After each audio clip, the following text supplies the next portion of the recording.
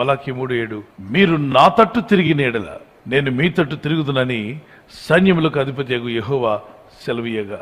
పిల్లలు ఎప్పుడు కూడా చూడండి, వాళ్ళు ఏదైనా ప్రోగ్రామ్ చూడమని చెప్పామనుకోండి, మీరు అక్కడేదో చిన్న వింత ఏదో జరుగుతుంది, ఒక ఆట ఏదో ఆడుతున్నారు, ఆ పిల్లవాడు చూసి ఆనందించడు. వాడు చూస్తూ అమ్మ వైపు నాన్న వైపు చూస్తాడు. వాళ్ళిద్దరు కూడా చూడాలి వాడి వైపు. అంటే వాడు చూసే ప్రోగ్రామ్ని అమ్మ చూడాలి, నాన్న చూడాలి.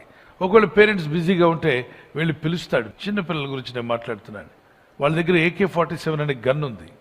వాళ్ళ దగ్గర ఏం గన్ ఉందండి? పిస్టల్స్ ఏమైనా ఉన్నాయి. అది ఏడ్పు అనే గన్. వాళ్ళకి ఏడవడం ప్రారంభిస్తే అమ్మ ఎక్కడున్నా పరిగెత్తుకుని రావాల్సిందే.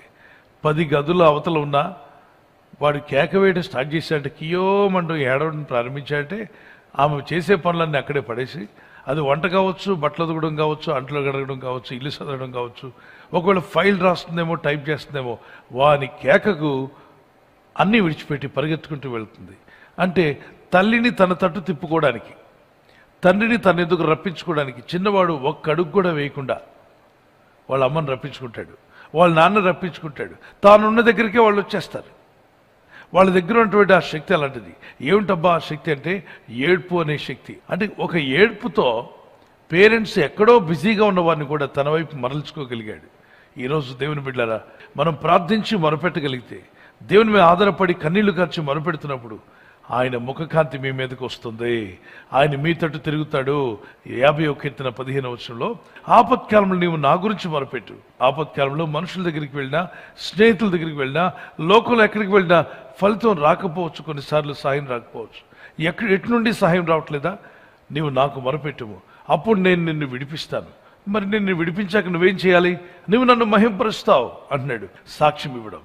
నా ప్రభు చేసిన మేలు ఇదిగోండి చూడండి, ప్రభు నా పట్ల కనికరించాడు, నా రోగాన్ని తొలగించాడు, వైరస్ బారిన పడిన మా కుటుంబాన్ని రక్షించాడు, ఇదిగో శోధనలో పడిన మమ్మలను ఇక మేము లేవలేమేమో అనుకున్నాం, కానీ మమ్మల్ని లేవనెత్తాడు.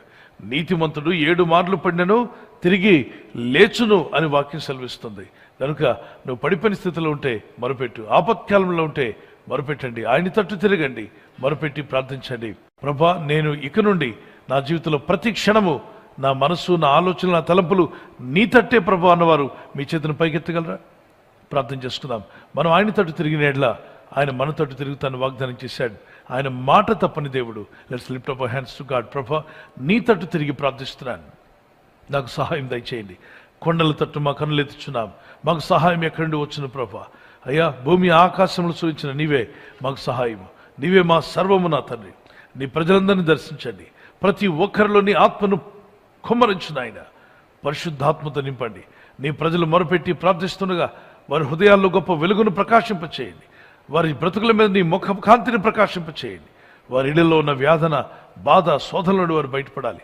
ప్రతి ఒక్కరు కుటుంబాల్లో ఉన్నటువంటి చీకటి శక్తులు వారిని విడిచిపోవాలి.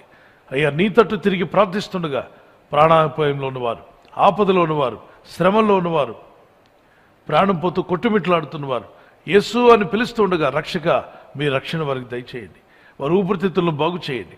వారు లేచి కూర్చొని పనిచేయటకు సహాయం దయచేయండి. వారు సాక్ష్యం ఇచ్చినకు సహాయం చేయండి.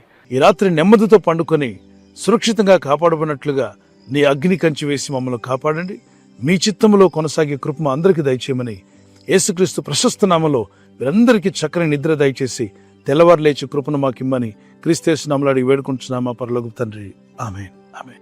ఈ వాగ్దానాన్ని మీతోనే ఉంచుకోకుండా లైక్ చేయండి, షేర్ చేయండి.